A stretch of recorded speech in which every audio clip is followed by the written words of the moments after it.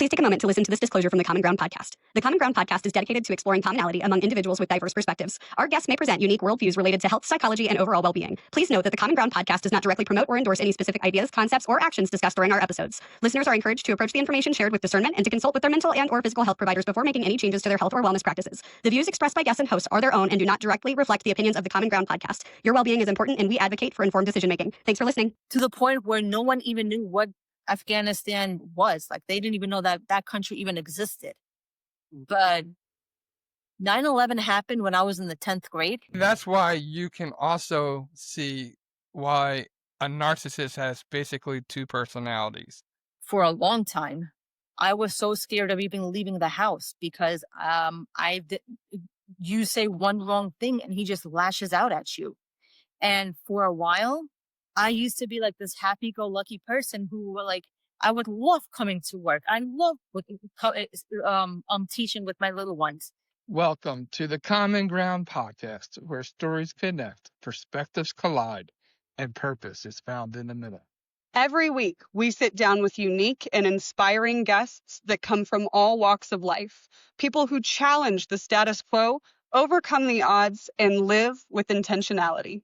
Whether you're driving to work, on your morning walk, or just looking for that spark to ignite your week, you're in the right place. Welcome to the Common Ground podcast with your hosts, John Fletcher and Sydney Curtin. Welcome, everybody, to another edition of the Common Ground podcast. Yes, that's right. It is me, your host, John. You can call me Philly, and my partner in crime, Sydney, the lovely Sydney. How you doing today, Sydney? I'm just fantastic. How you doing, Philly? I'm on top of the world. All right. And today we have our special guest, H, with us. And it is a pleasure to have you here on the Common Ground podcast. Well, thank you for having me. Glad to be here. So just to tell you, last night I went to a concert and it only cost me 45 cents. You know how? I saw 50 Cent featuring Nickelback. I saw 50 Cent featuring Nickelback. That was the best one yet.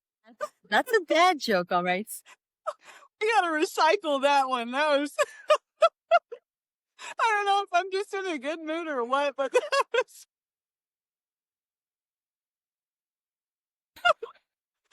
oh man, we just started. Don't make me cry. Damn. So I was not prepared. So with us, like I said, we have the pleasure of speaking with H, who has been a teacher for over 15 years.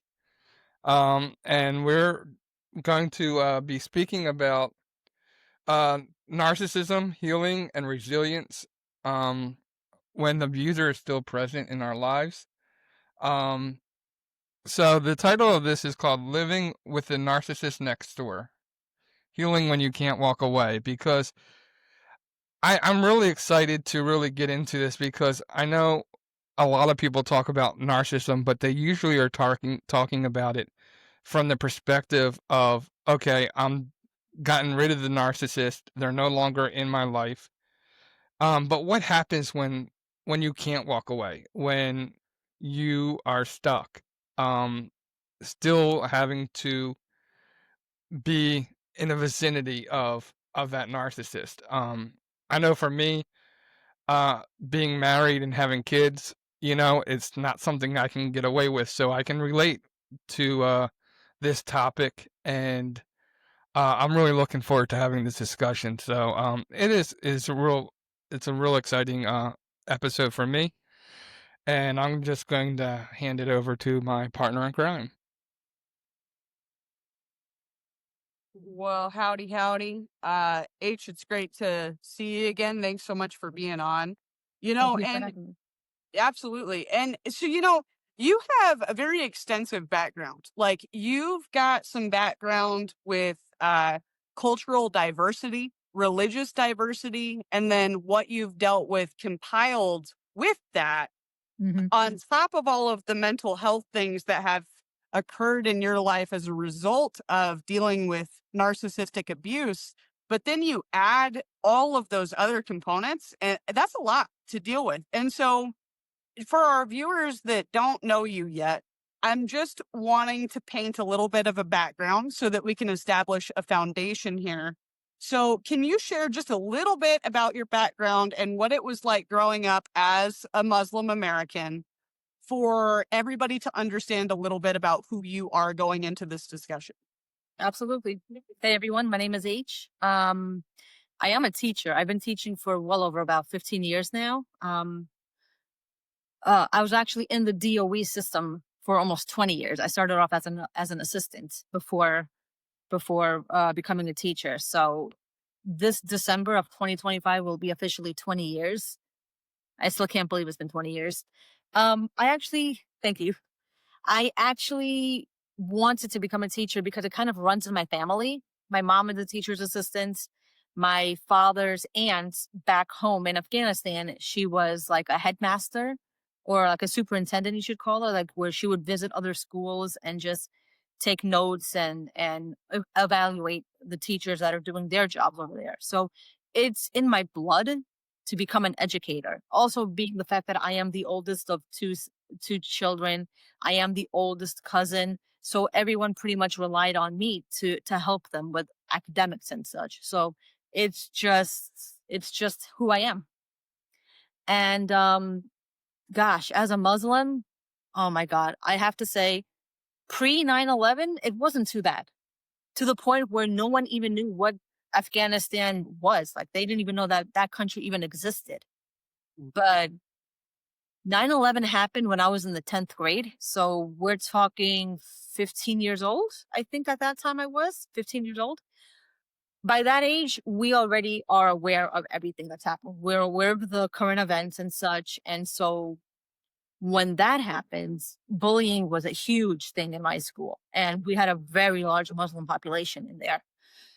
I was the subject of bullying, unfortunately. I mean, I also kept to myself, so I wasn't much of a retaliator. I just let it go, and I'm like, you know what? They don't know the truth. They don't know how peaceful we really are. Here I am proving it to you that I am not going to be the type to raise my hands. I'm not going to raise my voice or show my temper, because that's exactly what you want from me. And I'm not going to do that, because that's not what I was taught as a person. And I'm proving it to you through my religion. I know many people assume that our book says, oh, you have to do this and you have to harm people. But it's been interpreted so many different ways that our basic thing is just be a good human being. And that's what I was doing throughout high school.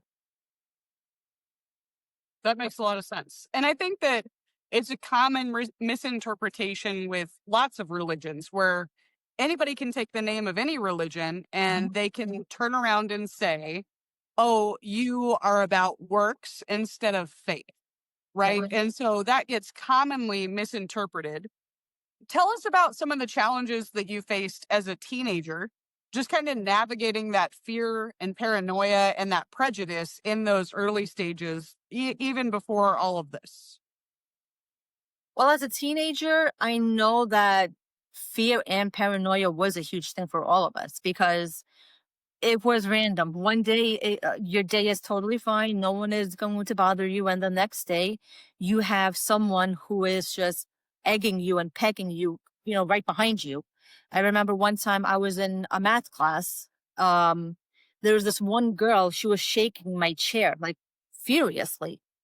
And I didn't really turn around, but I kind of went like this to kind of give her a hint, like, I'm noticing what you're doing, but I'm not going to say anything. And she went even harder, and I remember her giggling, and I'm just like, this girl just doesn't take a hint. But I didn't do anything. I just said, you know what? You want to keep shaking my chair? Keep shaking it. I'm not going to do any more than what I just did. I gave you a look through the side, but I'm not going to turn around, because that's exactly what you want from me. As far as paranoia, of course, we're always going to be paranoid at that time, because you hear kids whispering, looking at you, pointing, and you're just wondering, are they looking at me? Are they pointing at me?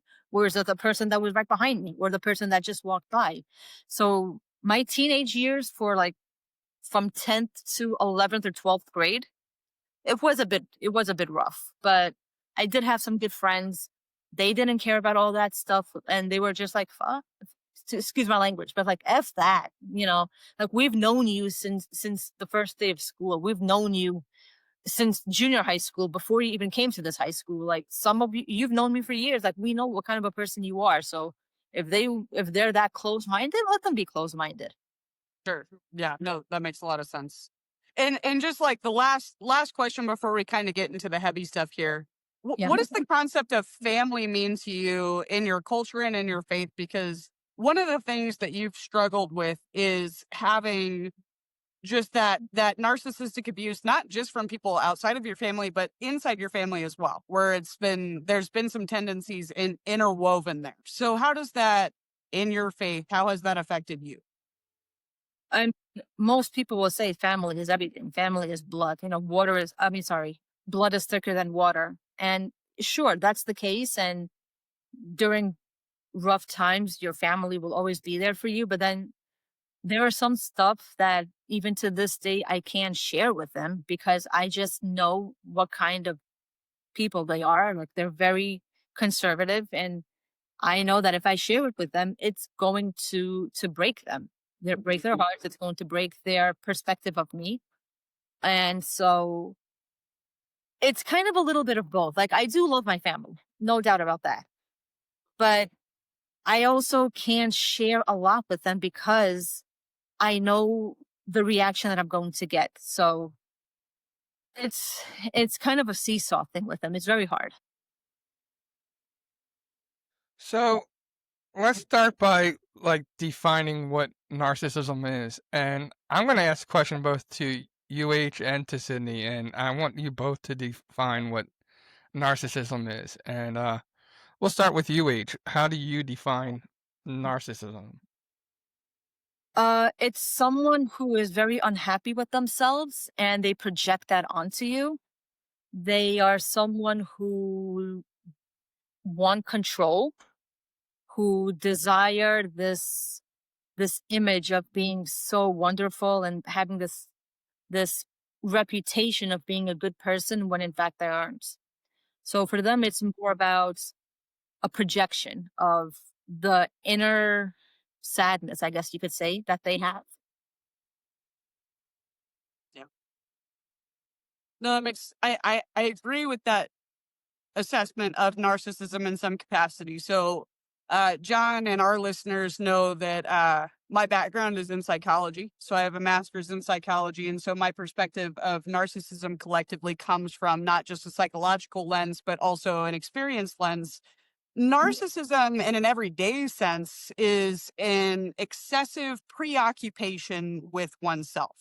And your own appearance, your achievements, your needs, your desires are often at the expense of empathy for others, is how we collectively define narcissism. Now we have subtypes, and in those subtypes, we have to break it down even further. So I'm not going to get into all of that.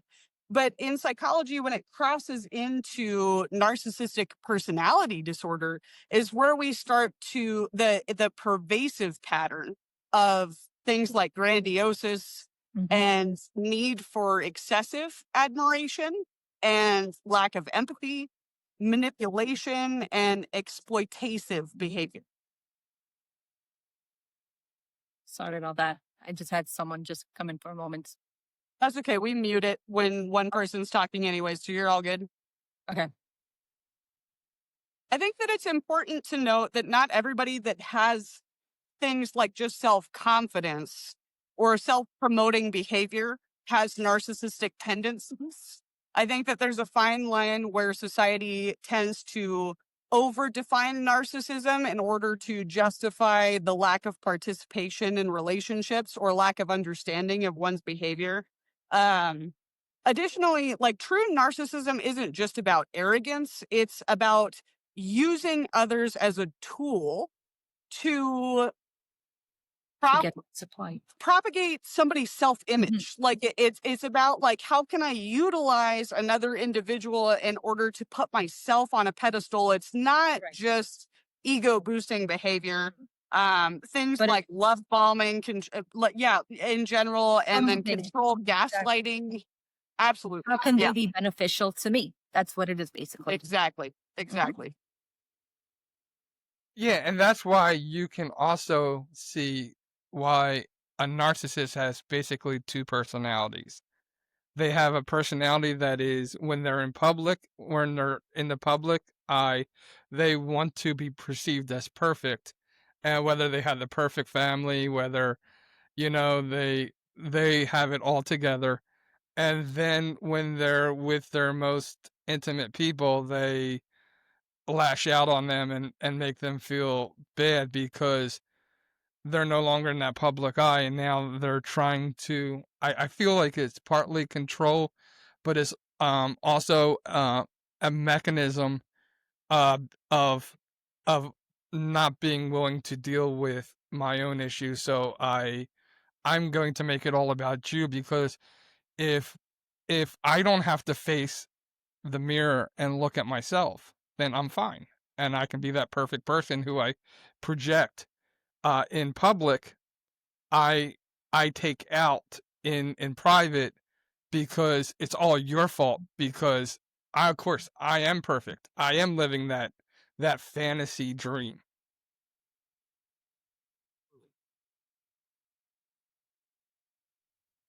So we did mention that narcissism showed um up first in your family. Do you want to describe what that when did you first notice what that it was narcissism and what led you to the point of saying, okay, this is not the way normal people behave? Well, the behavior of this person, well, I'll just say it, in my family, it's my brother. His behavior really didn't start until he was a teenager. At first, I figured, okay, it's your typical teenage rage and such. So he would always be angry. We would be fearful of him. He would take a lot of control of the house. Um, and then I didn't really notice that it was narcissism till maybe like 3, 4 years ago, because I didn't really think of it as that. I thought it was just rage, but he does have the grandiosity, image thing. He needs to always look like he's the best of the best. There is a control thing, to the point where I remember for a long time, I was so scared of even leaving the house because you say one wrong thing and he just lashes out at you. He would lash out at my mother a lot. So unless I was going to school or work, I really had no social life for a long time because of that. And I know it's not direct control, but it was kind of like he was having control over me because I couldn't do much. Um Same thing. It was always I've learned that narcissists really are like miserable people. I've heard they're sad. Um Which kind of makes sense because he really didn't have a social life. He really didn't have many friends. He only had like a couple of people he would talk to, but like he never went out much. And now I see why. Whereas me, even though I really didn't have a social life for a long time, like with coworkers, I would still go out with them, or old friends from school that I would see very rarely. I would still go out with them. But he never really even did that. So Well, H, you brought up something good, and I want to ask Sydney this first, and then you can give your opinion. But Sydney, how do you in today's society, I see in the family situation, they're like, oh, acting this kind of acting behavior is normal. Like people grow up with parents that are continuously yelling and screaming. And you hear all the time, well, that's just our family. That's just how we interact with each other. We just put each other down. That's just the way our family acts. Sydney, how does that differ from narcissism, and how can you tell the difference that it's just normal family behavior versus a deep rooted problem? So, it varies from family to family. And I would say that religion has a heavy psychological component on how families operate collectively. When a book tells you that this is how we are to abide by our behavior, you get what's called typical family roles in the family model. So you have the narcissist parent or the controlling parent. Now, I might add that psychology defines this as the narcissist parent or the controlling parent, but that doesn't mean that narcissist and controlling are the same thing. Those, by definition, are two different concepts. And then from there, we have family structures that can cater to enabling behaviors such as the golden child, the scapegoat, the enabler, and the clown.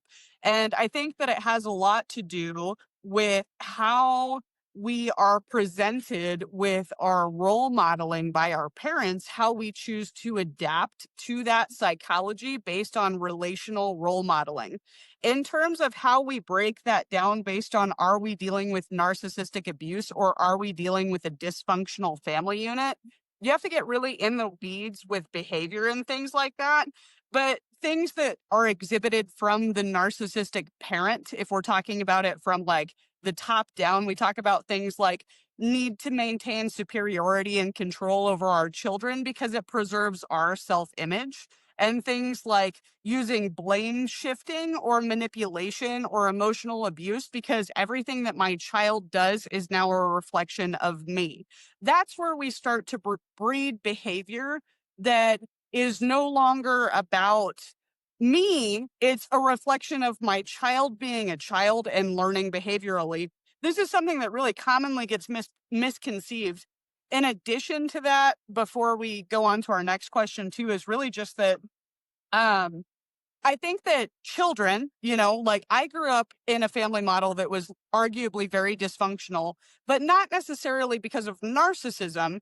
There's a difference between psychotic and neurotic personality disorders. Narcissism is not a psychotic personality disorder. It's a behaviorally trained. So we have nature and then we have nurture, right? So narcissism is something that's nurtured. I am taught by the behavior of those that care for me that this is how we operate as humans in order to survive. Whereas psychotic disorders are predominantly chemically inherited or genetic defects in the actual brain chemistry's chemical imbalances. That's where we have things happen like borderline personality disorder, which is called borderline because it borders the threshold of both a chemical imbalance and a neurotic imbalance. So we have trained behavioral, and we're also offset slightly by chemical imbalances. That's why we don't have a medication that can treat things like borderline. Borderline is one of those things still to this day that can teeter that line of like, okay, are we dealing with traditional narcissism or are we dealing with a real chemical imbalance? But human behavior is the most fluctuating component of any conversation regarding human psychology. Awesome. H, did you want to add anything to that? Oh no, she pretty much laid it down really well. Sorry, just like textbook. It's like I've got like you know what? I was cheating in high school really because I have a partially photographic memory. And so I didn't really have to study for tests. I just sleep on a book and I just obtain all the information. No, I know. Wish I could do that. But you said you didn't recognize this pattern of behavior in your family until just a couple of years ago. I'm assuming you haven't lived with your family since then, correct? It's been probably longer than that you've been away from home. I mean, I lived with my family, but my brother would always be the one that was coming in and out. Like he would move and then a couple of years later he would move back in. And now he moves out again. So yeah. Well, and so then we talk about things like the subtypes of narcissism. And I don't expect you to have those memorized by any stretch of the imagination, but it's really common that somebody that's dealt with any type of narcissistic abuse, that they don't recognize it right away. And it's because narcissists in general have a gift for masking it until it becomes personal. They have to know you to know how they anchor into you in order to use you for their benefit. So that being said, it's statistically relatively unlikely that your family members that had these narcissistic tendencies and your associates that had these narcissistic tendencies suffered from the same subtype of narcissism. So, that being said, what are the early on traits, or how did you recognize those warning signs in narcissistic behaviors where you were able to identify, okay, this is what I'm dealing?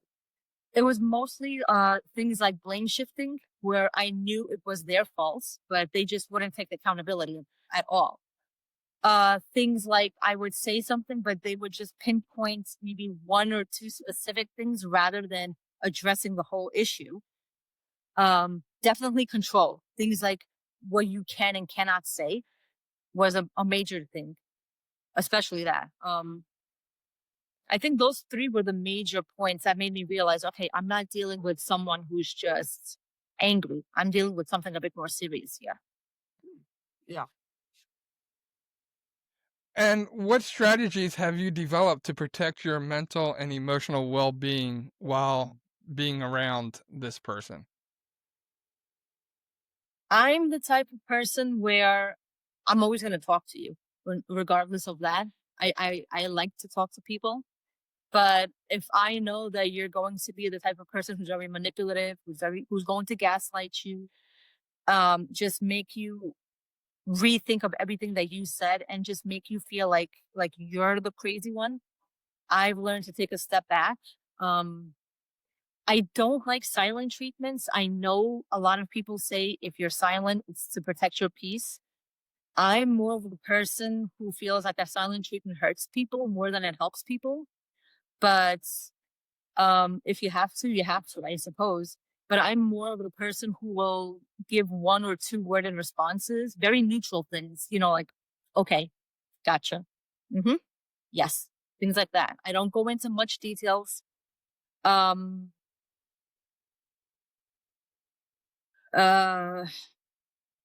really all I can do when it comes to protecting myself. So, I'm just like, I'm sitting here thinking, John and I both have personal experience with dealing with narcissism. Talking with a narcissist about your feelings is like, it's like trying to run a software update on a phone that refuses Wi-Fi. Mm-hmm. Okay. They're not built to download accountability. No. That's just how it I'm sorry, like I don't know how to I'm learning technology. John's teaching me. You can tell us that what they did hurt you, and they're just gonna be like, well, you're the reason why I had to do this.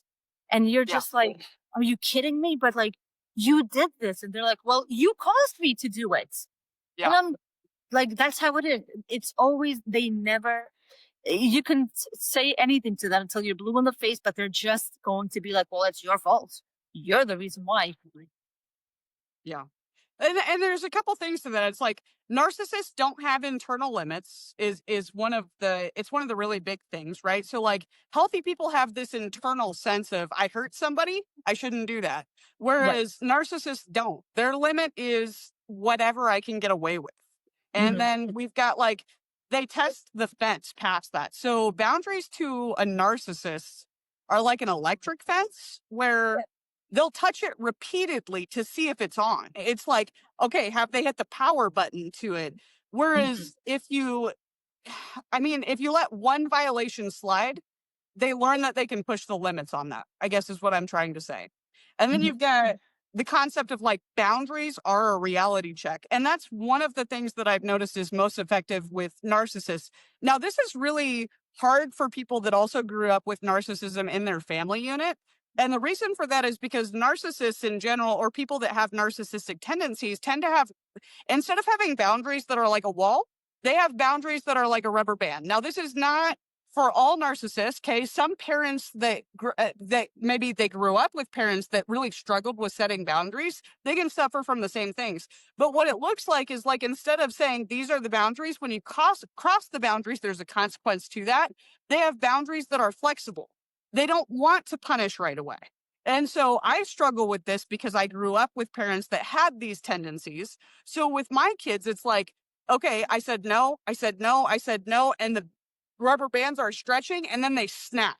And then Mhm. it's like, okay, now the consequence lays down. And my kids are like, well, what the heck just happened? Like, mom's always so flexible with these things. And so, what do you have to say, I guess, in general about?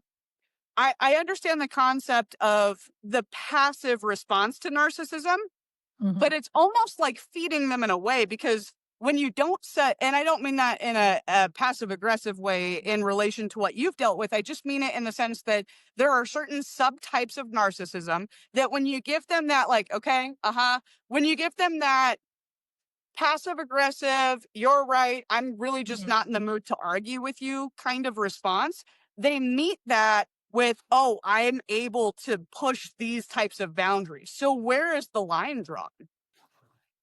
It's a good question.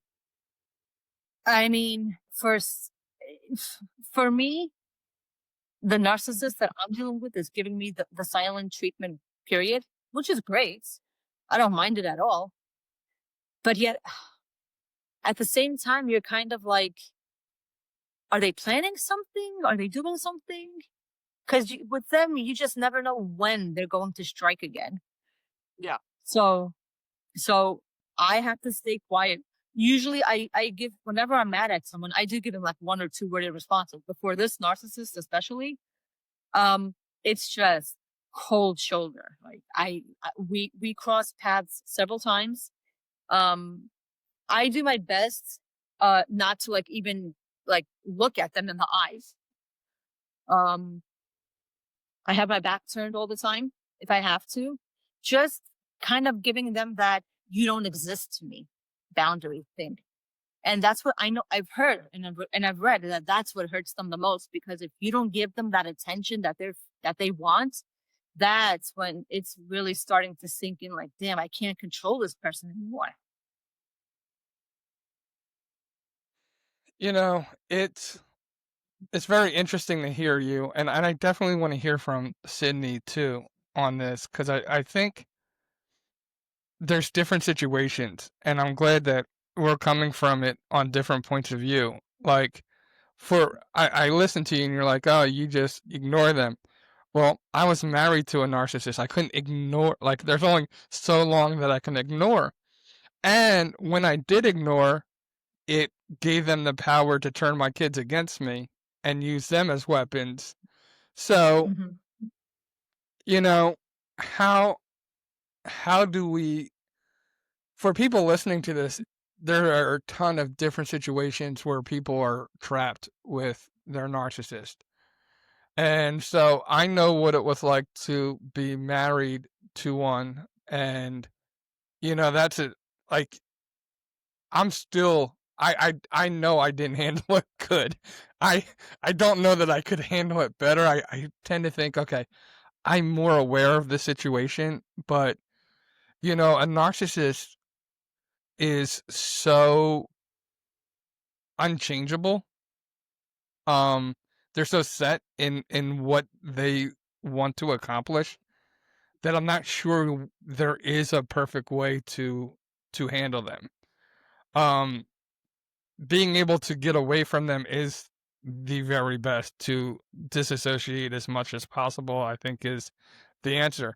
Now, again, I can't totally disassociate. I've gone through periods where I've totally blocked the mother of my children. Um, and again, it doesn't. Then she just uses the kids as weapons when they're communicating with me. So it is really hard, and I'm not sure I had the answer. I don't know from your experience, Sydney, what you can add to like stuff like this, but It's tough. Like, it takes a lot of years, and like you said, and this is a key point for all of our dynamics, because all three of us have a different experience with narcissism. I would say that H and I have a more similar experience than what yours is in a past marriage. But the key truth in this is that boundaries do not change the narcissist. They change your role in the dynamic. So the goal isn't get them it isn't to get them to respect your limits. It's to prevent them from violating them. It's to get them to acknowledge that there are consequences for crossing the boundaries. And this is really tough for people that have survived in a long-term narcissistic relationship, because you get used to being flexible in order to cater, especially for people who are conflict avoidant. It's really common for people who are conflict avoidant to not want to deal with this type of confrontation, right? So instead, we choose to be flexible or passive. If it doesn't have to escalate to a fight, let's not let it escalate to a fight. But it's still crucial with people that have narcissistic personality disorder traits or tendencies that display 9 out of 5 or even 4 out of 5. When you start crossing that threshold of, okay, we're really close to the DSM-5 criteria of narcissistic personality disorder, to start to evaluate, how do I establish boundaries in this relationship? Boundaries with a narcissist, unlike a person that's not a narcissist, okay? When you set boundaries with somebody that is healthy and functional in relationships, those boundaries are to teach that person how to love you. It's to teach that person, this is how to have a functional and healthy relationship with me as an individual. When you're setting boundaries with a narcissist, it's not about that. It's not about teaching that person how to love you. It's about that you're teaching them where you stop and where they can't go any further. So I want to follow this up with another question. And that is how faith plays into this. And I want to hear from H and from Sydney, because I know H being coming from a Muslim background, and Sydney coming from a Christian background. I know for me, my God tells me to love unconditionally and to try to be at peace with them. And not only did I love my ex-wife and want to see the best in her, always tried to see the best in her, always desire for her to change, and always was praying for her to change and to see the ramifications. I know, like we talked earlier, like she would get upset with me and be like, "You're not respecting my feelings." And then as soon as I shared my feelings, it's like, "You're a baby. Why you're a man, man up." And it was like, so I totally understand this. How did your Muslim faith dictate how you first responded? Have you learned anything differently through your faith, and how you respond to narcissism? And how do you deal with that yin and yang of wanting to be the best in your faith, and having to set those personal boundaries to a point where you almost have to be cold? Similar to yours, like my faith is the same thing, where they say you have to love someone, you have to forgive them no matter what, because at the end of the day, who are you to judge them? It's not up to you at, come that time. So for me, it was hard, because I was angry at them. I I I didn't want to forgive them, but at the end of the day, I was just like, you know what? Who knows what they were going through? Who knows what they're still going through? I'll never know. But I just have to forgive them for what they did, and wish them well, and and just, when it comes to my boundaries, it's all about just protecting myself and protecting my peace, because at the end of the day, it's still my life, and there's only one me. So I need to make sure that I'm also in the right mindset while I'm still on this earth alive with a purpose. So yeah, it sucks that I can't really say I don't forgive you, but at the same time, it's more of, who am I? I am no different than you. I'm still a human being just like you. So I'm not a higher power. I have no choice but to say, you know what, I gotta forgive you, and whatever happens to you, whether it's karma or something in the afterlife, that's just the universe's, I guess, punishment. You can say, like, that's the universe's way of dealing with you. I think that I can speak for John and I from a Christian perspective. So Christ calls us to carry our cross, but he never told us to carry somebody's ego with it. Mm-hmm. So when you look at the scriptures, specifically the Gospels, you can reference it's Matthew chapter 10. I don't remember exactly what verse it is, so I don't want to quote that and be wrong, but it says that if anyone will not welcome you or listen to your words, leave that town and shake the dust off your feet. So this verse makes it very clear that if people refuse to engage in good faith, you are not obligated to keep trying. Mm-hmm. It's that walking away is not failure, it's actually obedience. Because Jesus told us that if you are not welcome or your words are not received, to shake the dust off your feet and leave that town.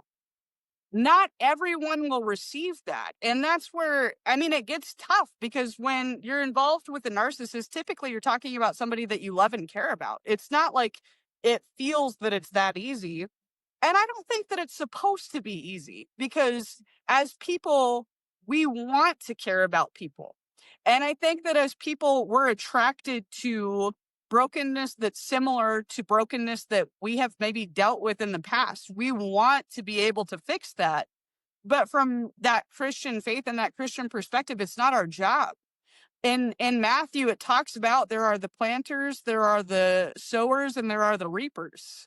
And I think it's really important as a believer in general to be able to identify what is my role? What am I strongest at in terms of planting seeds of faith? And where do I still abide by the scriptures in order to establish boundaries that protect my heart and my body as a temple of the Holy Spirit in order to continue to spread the word of God? And not allow the people of this world that are under the same attack, mind you, that I'm under, okay, to not affect my mission. If my mission is to bring glory to the kingdom of God.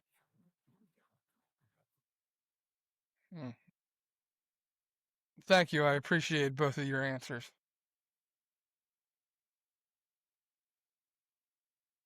And, you know, it's like, H, you've just, I mean, you've dealt with a lot of stuff from in the experience that you had both family wise and associate wise. What were some of the key things that you had to define that differed before you were able to connect the dots of, oh, I'm dealing with the same thing, but it looks different? Because person to person, that will differ.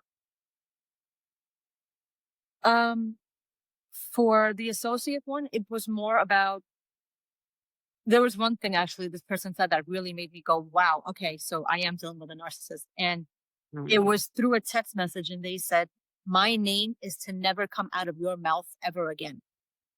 So when they said that, I am like, so you're basically telling me that you will never allow me to tell my story, whether I name you or not. Because there were also other times where they said things like, so what was that thing? I don't even have my other phone on me, but it was more of, you can tell your story. Okay. And then when I did tell my story, they said, my name is to never come out of your mouth again. So it was like, you're controlling me because you're telling me I can. And here I am. I'm telling like a close friend of mine what happened and what I'm going through. This person found out, and now you're going to control me and tell me I'm not allowed to tell my story. There were times where they would gaslight me. Oh, people approached me and told me this. And even though it's just one person, it's the fact that when they said people, that's the gaslighting. And I'm like, okay, so I know only one person knows about the situation. I only told one person this story.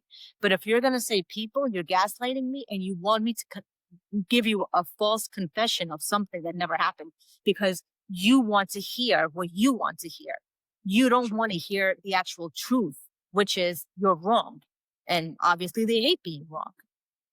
Yeah. Well, and here's the thing, like gaslighting isn't confusion. A lot of people mistake gaslighting for like you're intertwining my thoughts. Mm-hmm. Gaslighting is theft. Okay. Gaslighting is them stealing your confidence over your own mind. Mm-hmm. It's them stealing your perception of reality and invalidating that. And really, that is what it was, because I would just start feeling, like you said, it's like they're stealing your confidence. And for a while, I used to be like this happy-go-lucky person who were like, I would love coming to work. I love teaching with my little ones. And then they would just start seeing me so miserable in the hallways. And that was like, something is wrong with her, because she's never looked this down. She's never looked this miserable. Something is not right. And I just started to self-loathe myself, because this person would just make me feel like I'm worthless. And they just took away that confidence. They took away everything from me. And my brother never did that. But this person really took a huge toll on me, to the point where it really became, what do you call it? Noticeable. One thing about narcissists is that they are very perspective on what your triggers are. And they know how to push those buttons. So when dealing with a narcissist that you are stuck being in the same vicinity with or having contact with, how do you handle knowing when you see those triggers starting to happen? What things do you do to keep yourself from not exploding, or from not playing into what they're trying to do? For me personally, it was just trying to make sure I don't cross paths with them, especially where I would see them often. I would have to, and it's crazy, because it shouldn't be really that way in life at all. But I would have to rearrange certain routes and take the longer way to a certain location, rather than taking my usual flight up the stairs. It's right outside my room, things like that. And for me, just to give the other perspective, I know that I knew when I blocked her and she would start to talk through the kids, I'd have to cut off my kids at certain points, which literally killed me. Not because I wanted to cut off my kids, but I wanted to stop the abuse happening through them.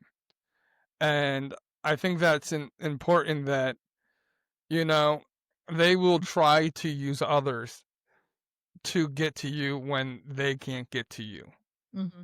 And recognizing that even though the other person isn't a narcissist, that you still have to protect yourself just the same way as you would if you were talking to them. I had another question, it just slipped my mind. But looking back, you got one? Go ahead. Yeah. Absolutely. So I just want to, like what you said is, here's the reason it's profound to me. Okay. So without revealing anything that we've spoken about in pre-show notes. Okay. So I'm going to say that we're using code names for the situation that you have really tragically endured. And that being said, you mentioned that one of your strategies for avoiding this is avoidance. Like that is your strategy. It's like, here's how I avoid it. Yeah. And I want to call that out for two reasons. Okay. It's not to condemn you, but it's to point out that that is not a long-term effective way of handling narcissism. So this isn't a hit at you in any way, shape, or form, but it's because I don't want our listeners or our audience or people that are listening to you to think that when I'm dealing with a narcissist, I can kind of sweep this under the rug and eventually it will go away. Because maybe when we're talking about an associate, maybe it will go away. Maybe you can change jobs. Maybe you can change work location, but whatever it is, like gym locations, whoever you're dealing with, you can change these variables. Now I don't have to deal with that. But for people, perhaps like John, I'm going to use you as an example, that are dealing with narcissism in their marriage, it's not as predominant to just continue to sweep this under the rug. So because you come from an Islamic American background and because John and I have a Christian background, I'm just going to real quick cite and tie this into what we're talking about. Luke 12, 2 through 3 says there's nothing covered up that will not be revealed or hidden that will not be known. Therefore, whatever you have spoken about in the dark will be heard in the light, and what you have spoken in the ear of inner rooms will be proclaimed on the rooftops. So when we talk about narcissism, evil thrives in the dark, narcissism thrives in secrecy. And I'm bringing this up because you mentioned that she said, you will not say my name or you will not reference my name in whatever setting she said that, like she was bringing that up or whatever. And it's irrelevant at this point. A narcissist's greatest fear isn't losing the person that they are trying to anchor themselves into. It's the fear of losing control over that person. It's not about losing the person. It's about losing control over the person. And I have to re-say that because it's really, really important for people that are dealing with this type of narcissistic abuse. I think that it's really relevant in general because I don't want people that are struggling with any form of narcissism from any type of relationship to think, okay, well, if I just continue to dismiss this, maybe it'll go away. No, if you're dealing with somebody that struggles with clinical narcissism, then sweeping it under the rug isn't going to work.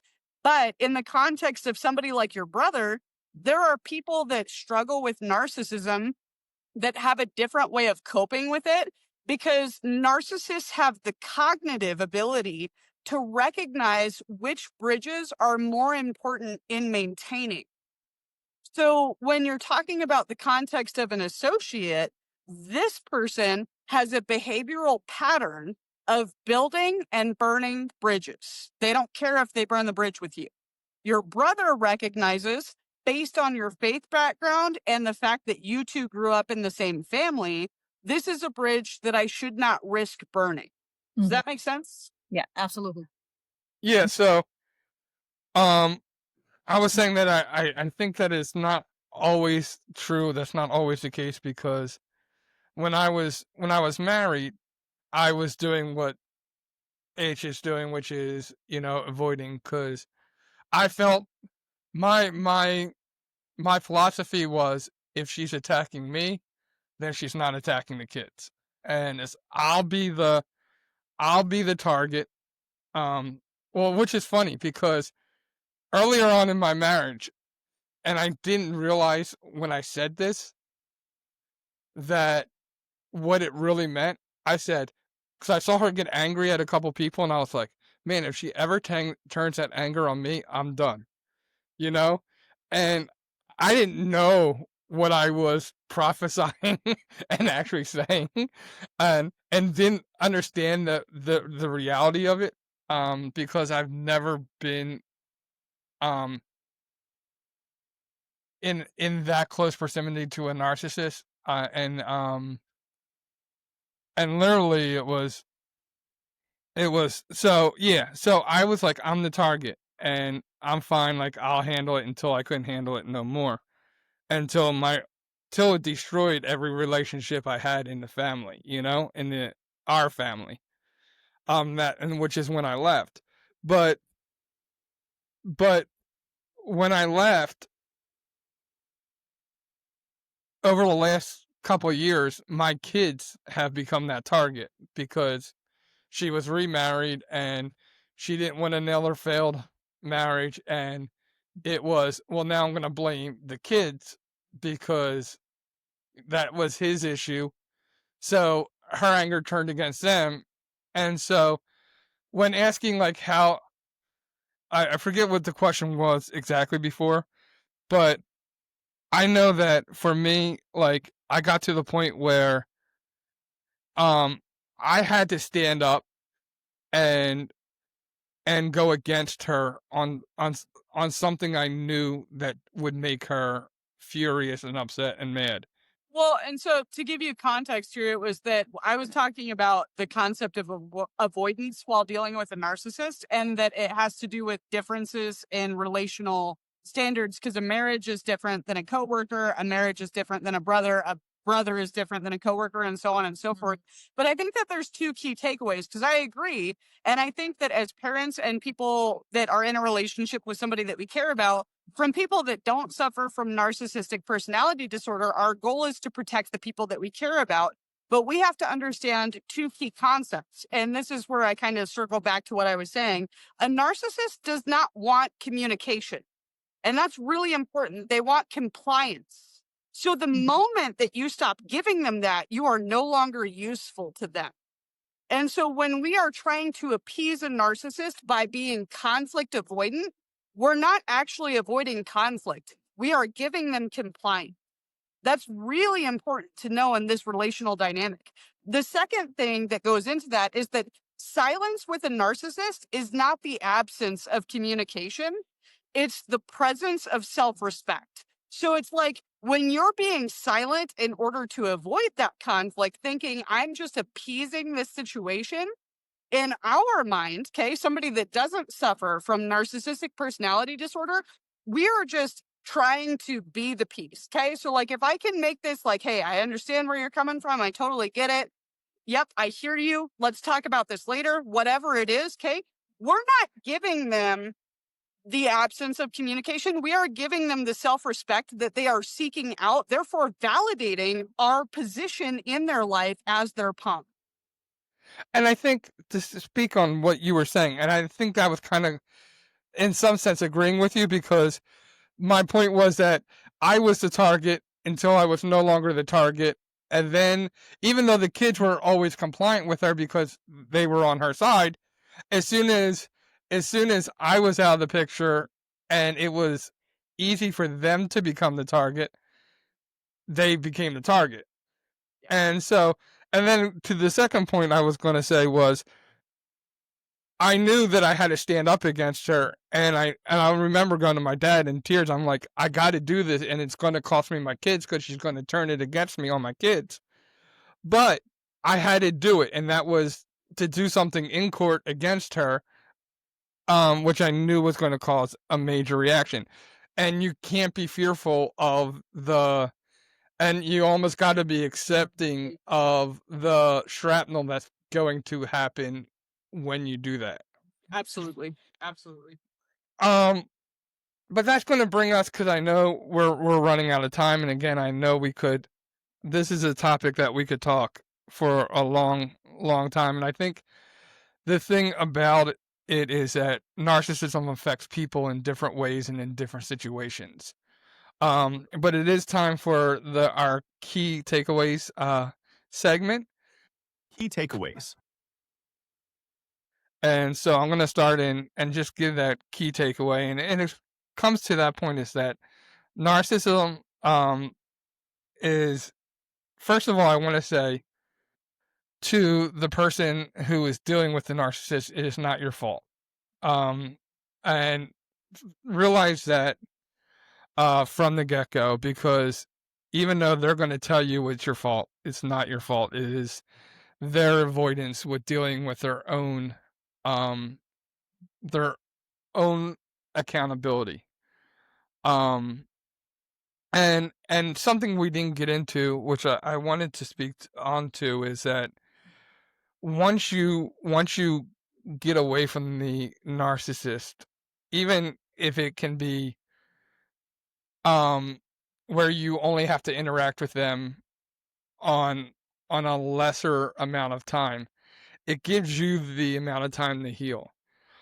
Before I met my ex-wife, I tell people I was the most confident man in the world. By the time I left the marriage, I couldn't tell you what time of day it was. I didn't have the confidence to speak on that. Today, I feel like I'm the most confident man in the world. Well, almost there. But getting back to that person, but that it was me, it took me leaving. It took me walking away. And yes, I still have to deal with it, and I still I've learned how to deal with triggers. I've learned to do some things to put myself in better positions and to accept the shrapnel that will happen on occasion. And that it's not my fault, and that one day I hope that my kids will see everything for what it was. I know they experienced it, and my heart broke that they experienced it, you know? There's nothing more worse for a parent who's dealing with narcissism to see their kids have to deal with the narcissism.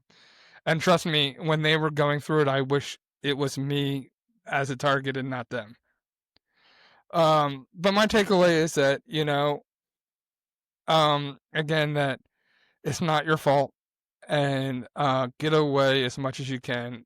Do the healing, do the accountability, and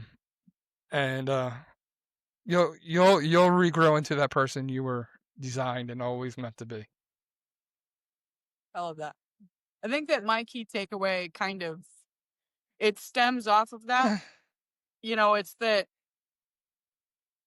you cannot change a narcissist, but you can reclaim your life. Say that again. Say that again. Say that again.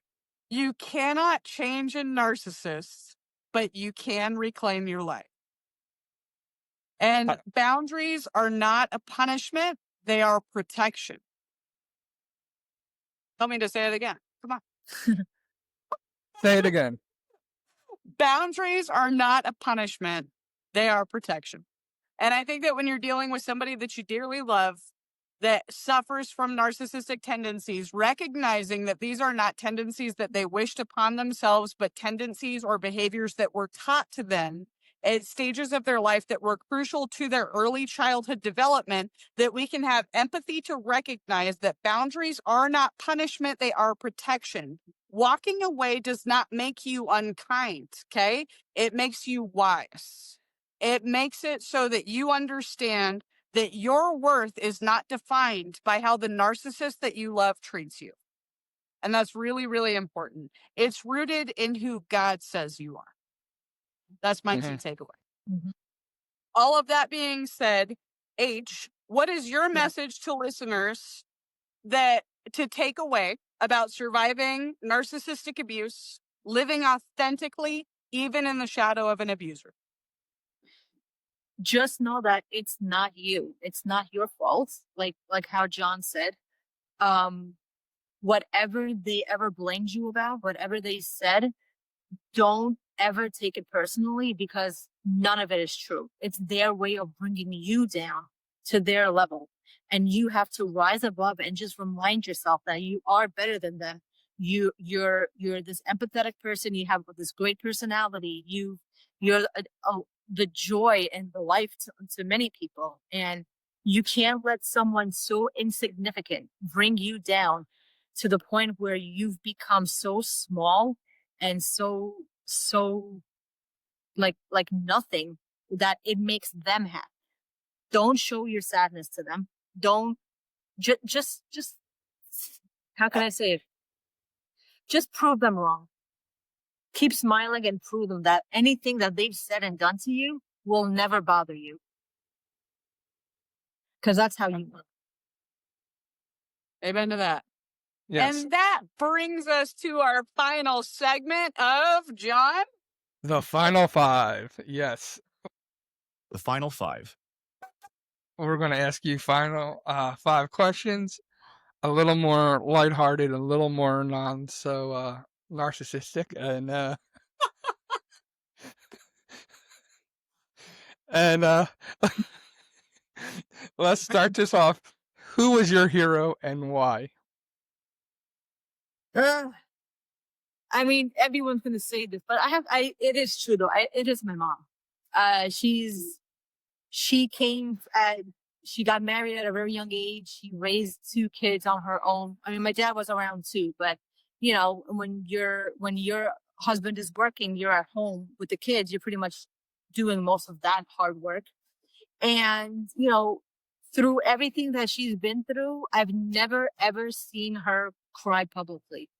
Like, I've never seen her cry in front of me, because it breaks someone's heart when you see your mom crying. So she would, battle everything quietly, and she would do whatever she can to make us happy. Even though we were going through poverty for a very long time, she didn't care about herself. She would, whatever money she earned, she went and treated us. So it's my mom. I love that. And even though it's a popular answer to that question, it's a really profound answer because it's really a testament to how influential our moms are in our life. So I still love it. Question number 2. Some love to the dads, though. Some love to the dads. Of course. I love you, John. You're my dad for life. I'm still waiting for the adoption paperwork in the mail, but I love you, Dad. Question number 2 for you is, if your life had a soundtrack while dealing with a narcissist, what song would be playing on repeat? Oh, God. I never even thought of a question like that. I'm not sure. You can make one up. Do you listen to music? What kind of music do you listen to? I'll listen to anything. It said special question so I could throw you off. Yeah. Gotta keep you on your toes. Probably like Britney Spears is Toxic. Like if you listen Oh to my it. God. You know, you're toxic. I'm slipping under. Like it would totally be that. You're a toxic person, but I'm so addicted to you. That's exactly what it is. I love it. Sorry, I love it too. Because I wasn't expecting Britney Spears. I wasn't expecting. The first thing that popped into my head was "Welcome to the Jungle" by Guns N' Roses. Oh my God. Oh, John. God. What was yours? What was yours? Well, yeah, what's your song? Listen, I'm healed. I don't have a song. I'm healed. I don't have one. What is one book or quote or saying or verse that either had the greatest impact on you or is something that you live by? So I am a teacher, so I'm always reading children's books to kids. And Dr. Seuss is pretty popular to everyone. There's one I remember reading from All the Places You'll Go, and it's you have brains in your head, you have feet in your shoes. You can steer yourself any direction you choose. You're on your own, and you know what you know, and you are the one who'll decide where to go.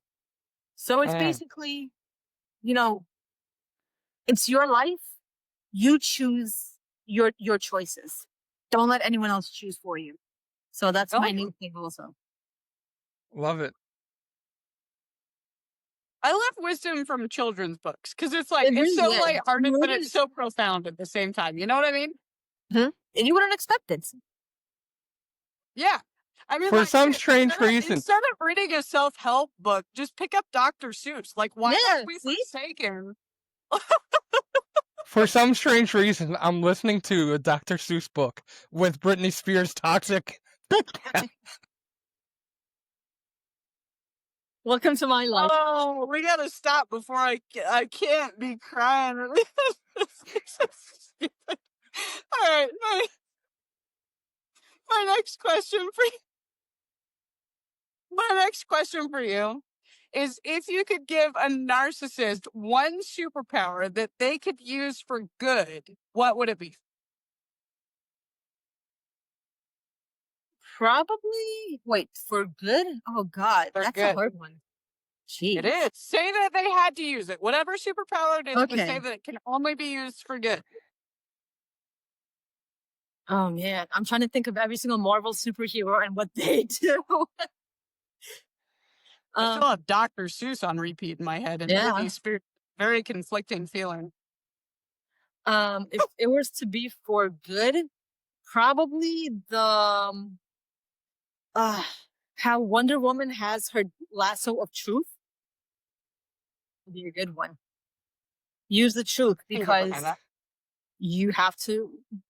First of all, they need to learn how to handle the truth, but also they can probably learn how to also tell the truth by just experiencing it through the lasso.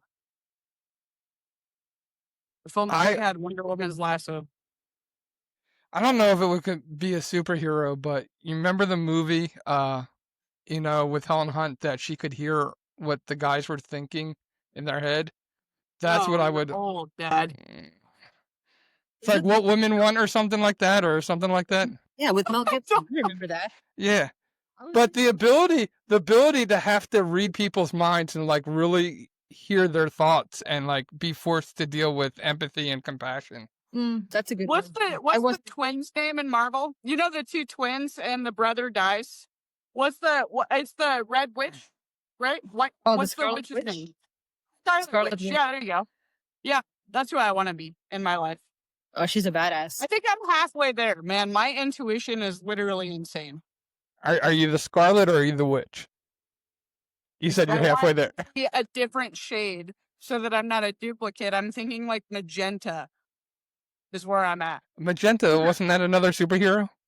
I don't know. Magneto. That's Magneto. I'm an Magneto. uncultured swine. I'll just accept it. All right. All right, Hey, who? If our viewers want to find you or reach out to you based on your experience and your story, where can they find you?